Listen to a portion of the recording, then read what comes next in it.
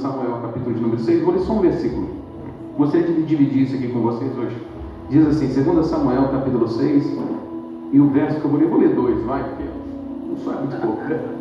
O verso 11 diz assim: ficou a arca do Senhor na casa de Obed-edom, o geteu, 3 meses, e o Senhor o abençoou e toda a sua casa.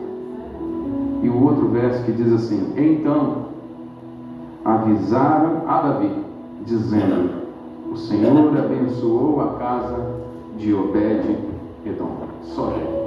Amém? Queria dividir esse texto aqui e agradecendo aos irmãos, porque hoje estamos aqui hoje. É porque eu gostaria de orar por cada família. Cada família talvez aqui representada. Você não tem talvez um parente, um amigo aí da sua família, né? A esposa, o marido, o filho, que você gostaria que estivesse presente. Mas hoje nós estamos aqui representando a nossa casa, a nossa família. E eu entendo que a igreja tem um propósito direto, a família tem um propósito direto com Deus na formação da sua casa, da sua família. Deus formou a família.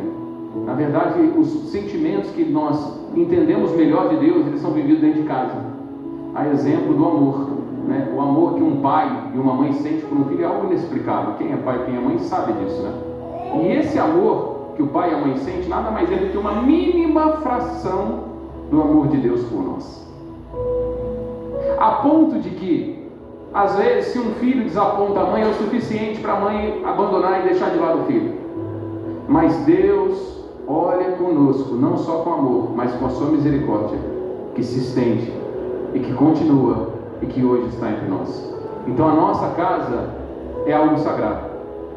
A sua família é algo sagrado. Então hoje nós queremos orar pelas casas, pelas famílias. E aqui, quando eu estou olhando a esse texto, eu vejo algo que Deus tem para uma casa, algo especial. Quero ser bem prático. A mensagem é muito simples em termo teológico, mas eu gostaria que você refletisse comigo da importância de estarmos como um tempo desse nesse momento. A palavra de Deus fala aqui, cita aqui alguns personagens, dentre as quais também fala de um negócio chamado arca. E essa arca da aliança, ela foi construída por uma orientação de Deus. Está lá no livro de Êxodo, logo que o povo saiu da escravidão das terras de Faraó, da mão do jugo de Faraó, e dali eles estavam no Egito. Eles saíram e Deus deu uma ordenança para eles construírem um tabernáculo, e o utensílio de mais respeito, de maior relevância, a minha observação, que cada um tem seu grande valor, era a arca, porque a arca tinha uma representação muito grande. Ela ficava guardada, escondida, protegida, zelada, no lugar mais reservado do tabernáculo, dentro dessa arca que era feita de madeira. E aqui tem um simbolismo e tem uma mensagem já direta para nós. Essa arca era feita de madeira. A madeira era madeira de acácia, uma madeira dura, só que ela era revestida de ouro, as suas paredes. Só que a tampa da arca, ela era de puro ouro. E aqui traz um significado e uma expressão muito forte, porque a madeira representada aqui somos nós, duro. Mais uma vez agora, não mais como madeira, mas revestidos da glória dele, estamos aptos para participar com ele. E ele é que nos cobre, porque ele é o ouro puro. Ele é a santidade em pessoa. Mas nós somos revestidos da sua glória e dele nos nossos dias. Então a arca também carregava em si 3 elementos dentro dela. Ela carregava as tábuas, que eram os mandamentos, aqueles 10 mandamentos que você lê lá em Êxodo, capítulo de número 20, ficava guardado ali dentro. Eram 2 tábuas que tinham os mandamentos do Senhor, dentre as quais também tinha um outro elemento que era o maná, que era aquele que haveria de ser a provisão de Deus em cada momento, em cada circunstância, em cada episódio que passamos. Deus vem com a presença dele. Deus está presente no nosso dia a dia. Deus está presente nos acompanhando. A provisão dele. E também tinha a vara de Arão, que é essa que representava o poder de Deus, a manifestação do Senhor. Pois bem, então nós temos a lei, nós temos a provisão e nós temos o poder de Deus. Essa arca, que é um dos elementos aqui registrados nesse texto que nós acabamos de ler, ela, por certa vez, ainda acompanhou o povo por onde o povo andou. Onde o povo trilhou, a arca esteve com eles. Na saída, carregaram a arca, e tinha todo um ritual. Não quero me alongar aqui quanto a esses detalhes, mas essa arca, ela representava a presença do Senhor. Não era para ser adorada, ninguém se curvava à arca, ninguém ficava idolatrando. Não se usava essa expressão, mas a arca carregava esses 3 elementos que simbolizavam a presença do Senhor. E por gerações, por anos, por décadas, a arca esteve com o povo de Deus. Mas aconteceu um episódio na Bíblia, dizendo que certa vez, logo após o livro dos Juízes, houve um rei, e esse rei chamava Saul, que foi o primeiro rei após o livro dos Juízes. E esse rei foi instituído sobre a terra, eleito, consagraram ele foi posto como rei, e na ocasião também tinha o sacerdote, que era o responsável pela adoração no templo. E diz a Bíblia que esse sacerdote chamava Eli, e os filhos de Eli foram rebeldes ao Senhor. Eu queria 5 minutos da sua atenção, isso aqui é muito importante, muito. Os filhos de Eli, que também eram sacerdotes, não olharam para Deus como deveriam, não faziam as coisas para Deus como deveriam, fizeram de qualquer maneira. O que era sagrado, que deveria ser feito com excelência, eles fizeram com descaso. Eles tratavam com arrogância.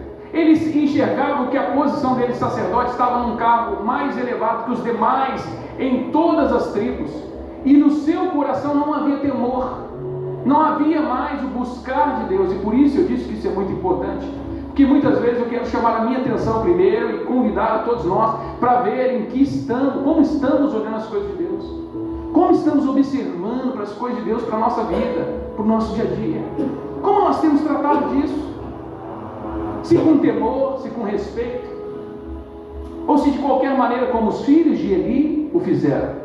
Pois bem, Elias, deveria que ouvir a voz de Deus. E aí então chega um personagem na Bíblia chamado Samuel, uma criança. E Samuel, criança, Deus falou com uma criança e chamou ele Samuel. E ele ia lá no quarto de Eli, porque ele estava morando junto com o sacerdote. E aí o sacerdote falava para ele: não te chamei. E ele voltava para o seu leito e a voz ia de novo: Samuel. E ele ia falar: Eli, você me chamou? Ele falou: não te chamei. E 3 vezes Samuel foi falar: Eli, você está me chamando. E aí ele entendeu que não era ele que estava chamando, era Deus falando com Samuel. E ali então, olha só o que está acontecendo, irmão. Deus começa tudo, toda a bênção, todo o fluir de Deus começa com a voz dele, começa com a orientação dele, começa com a palavra dele. Eli, nesse momento, sabia que quem estava falando era Deus, e não com ele mais, e não com seus filhos, mas com Samuel. Porque os filhos dele se tornaram irreverentes, se tornaram irrepreensíveis. Agora, irmão, nós temos uma outra estrutura aqui então traçada. Nós temos um sacerdote que está pouco dando atenção para a voz de Deus.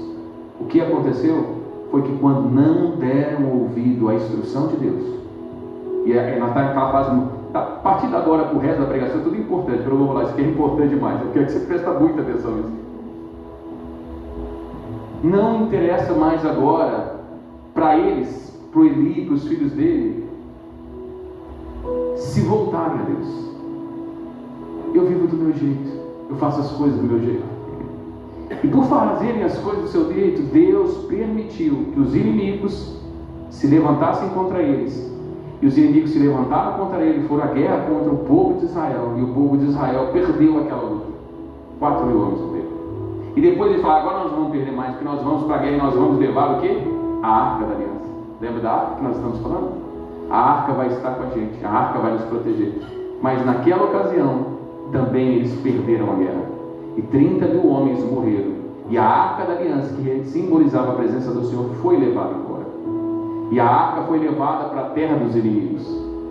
E agora o povo de Deus, além de lamentar os 4.000 mortos, além de lamentar os 30.000 mortos, tiveram que lamentar a maior profunda das decepções que um ser humano pode ter, que é a ausência de Deus na sua vida.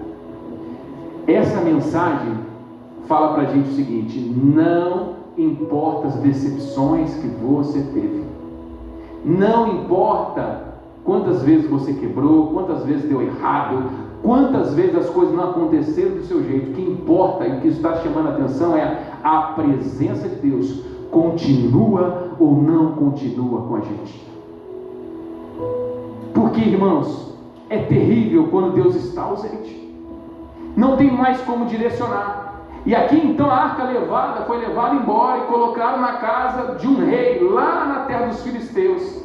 E colocaram a arca na casa de Dagon.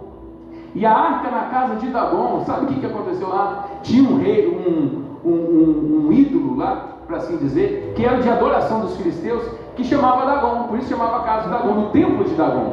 E lá colocaram a arca junto ao Deus deles, que era uma espécie, um Deus comprido. Se você digitar na internet, você vai conseguir ver uma pesquisa parecida. Era um Deus alto, era um formato de homem com peixe, e ele ficava em pé. E aí colocaram a arca lá na casa de Dagon, porque para os inimigos eles falaram assim: olha, nós vencemos, e a arca agora está aos pés de Dagon. E eles estão celebrando, eles estão comemorando que a arca está lá. E aí eles vão para suas casas e de repente escutam um barulho. E aí quando vem e falam assim: que barulho que foi esse? Um grande barulho, um grande som. E foram lá e abriram o templo, e a arca estava no mesmo lugar, e Dagon, e aquele Deus, estava caído diante da arca. E levantaram, falaram assim: o que será que aconteceu? Colocaram aquele ídolo de pé novamente, e foram para suas casas, e escutaram novamente um grande barulho. E aquela estátua agora está caída e destruída diante da arca do Senhor. Por quê? Porque o Senhor permitiu todas as coisas que o Senhor permite, se estamos ouvindo ou não estamos ouvindo. Qual que é a orientação que estamos tendo na nossa vida? Tem muita permissão de Deus para muita coisa que acontece na nossa vida. Só que uma coisa que nós aprendemos aqui também é que diante do poder de Deus, todas as coisas se dobram. Deus não perde para filisteu, irmão. Deus não perde para nenhum problema.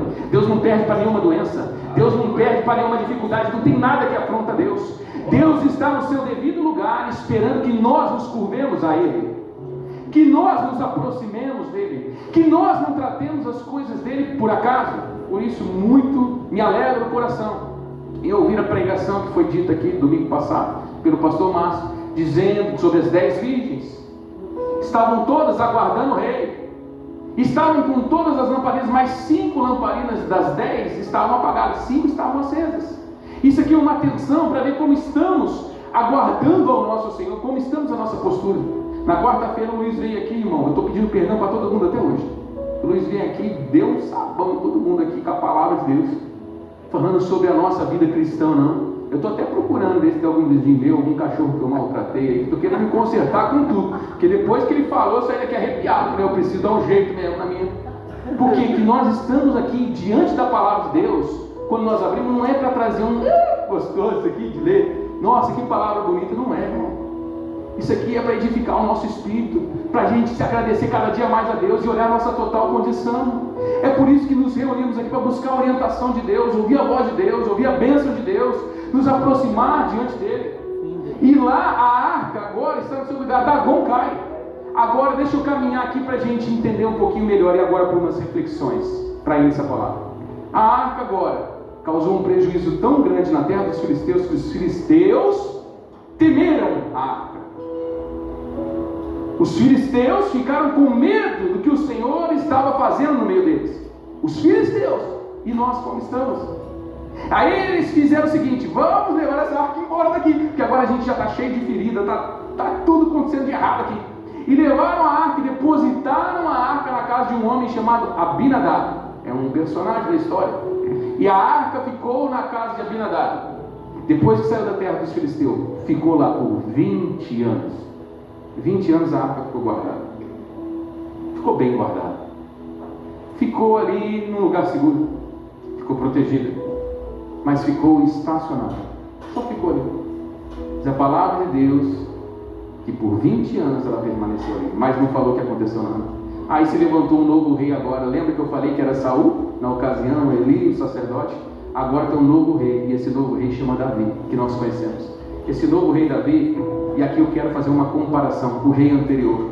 Tem o Davi e tem o Saul. O Saul era um homem que gostava de ser chamado, de ser vangloriado, de vitórias, de conquistas. Davi foi muito vitorioso também. Mas a diferença de um e do outro não são as vitórias. A maior diferença de ambos os reis não são quem venceu mais, quem triunfou mais, quem foi o melhor administrador para o rei. A diferença é que Saul endureceu o seu coração para Deus e Davi entregou o seu coração a Deus. E aí, quando Davi assumiu o reinado, ele falou assim: está faltando uma coisa. E falaram para Davi: o que está faltando? Está faltando no nosso reino. O que está faltando no nosso reino? Está faltando conquista? Não, nós somos vitoriosos. Está faltando vitória? Não, vencemos gigantes. Está faltando? Não está faltando nada. Está faltando ouro? Não, nossos cofres estão cheios. Não está faltando nada, estamos tudo bem. Então temos que agradecer a Deus, rei. Ele disse: não, ainda falta a arca da aliança. Dentro dos nossos celeiros, dentro do nosso governo, dentro das nossas casas, ainda falta a presença de Deus que foi levada embora. Nós temos que nos dedicar agora para trazer a arca de volta. E Davi, então, diferente de Saul, que só queria as vitórias, ele queria a presença de Deus. Amém. O que você tem desejado? O que você tem aguardado?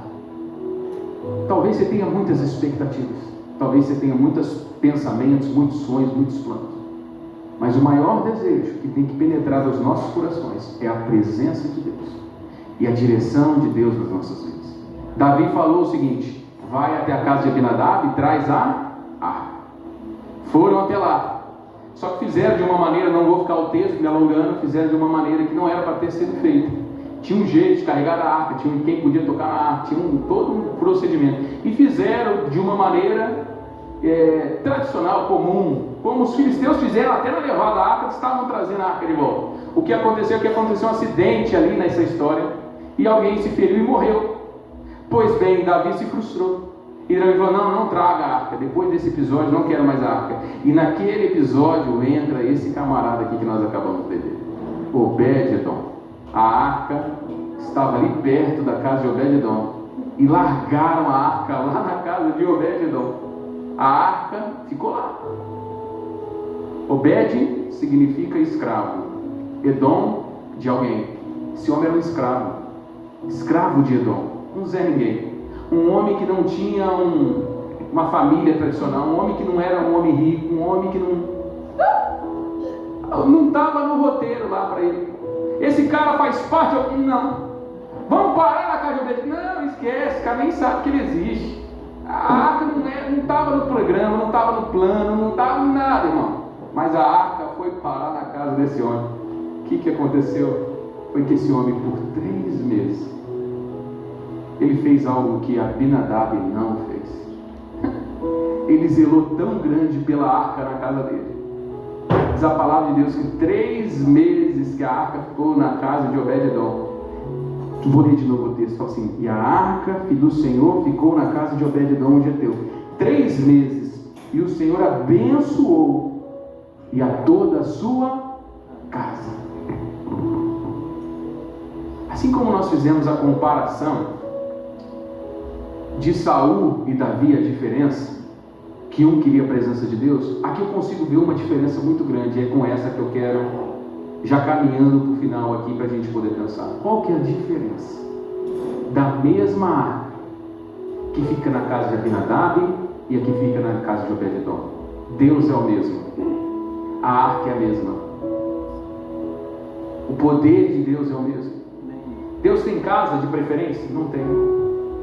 Aqui nós sabemos que o que mudou foi que Obed-edom recebeu a arca. Imagino eu, te falo do fundo do meu coração, irmão, se tivesse recebendo essa arca lá, falar: não sou digno, eu não sou digno da presença de Deus na minha casa, eu não sou digno da presença de Deus na minha vida, eu não sou digno de tamanha graça, de tamanha misericórdia. O Obed fez diferente do Abinadab. Ele recebeu aquilo de bom grado. Ele se adorou, ele se prostrou, ele se curvou a Deus, e ele agradeceu a Deus, e aquilo transformou aquela casa. Não a arca, não a adoração a esse utensílio, mas a Deus. Ele se curvou a Deus. Enquanto na casa de Abinadab, enquanto o sacerdócio na casa de Eli, nos filhos dele era tudo comum, na casa de Obed-edom não foi. E é por isso que estamos hoje aqui, antes de termos comunhão ainda, para falar: não faça da sua vida, não faça da sua casa um lugar comum para a habitação de Deus. Não faça. Olhe na Bíblia e veja no Novo Testamento qual multidão que não ouviu as palavras de Jesus.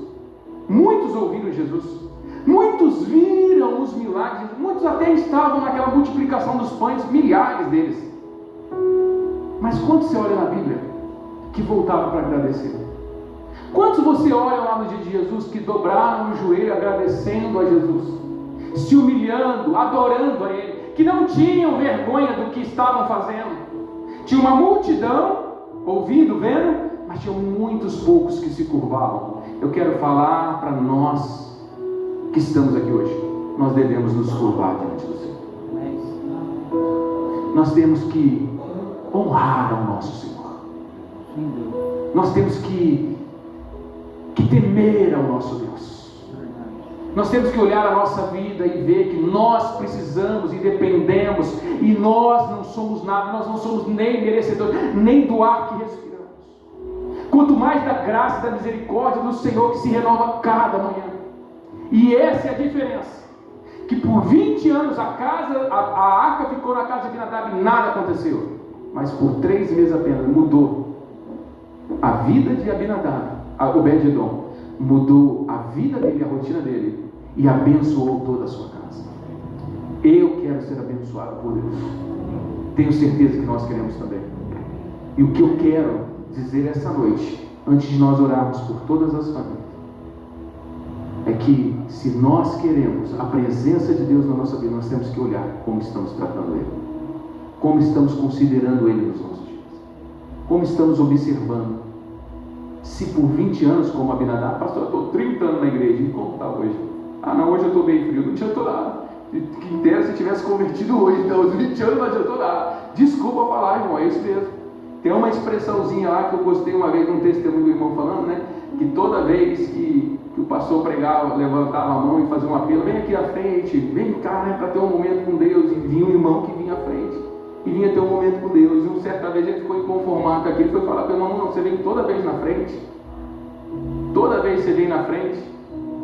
Ele falou assim: você não tem que parar. Ele falou assim: olha, no dia que eu parar de vir à frente, eu volto a aceitar Jesus novamente, porque eu tenho que vir na frente, porque eu não posso me afastar da presença de Deus, da glória dele na minha vida. E sobre esse texto eu fico muito claro, e fico inconformado de falar que eu sirvo a Deus por 30 anos, mas como eu tenho servido a Deus, como o Senhor tem governado a minha vida, como o Senhor tem governado a minha casa, como o Senhor tem nos governado, o seu povo. E nós essa noite estamos levantando a bandeira de Deus diante da nossa vida e da nossa família. Convido você a se colocar de pé, se puder, mais uma vez.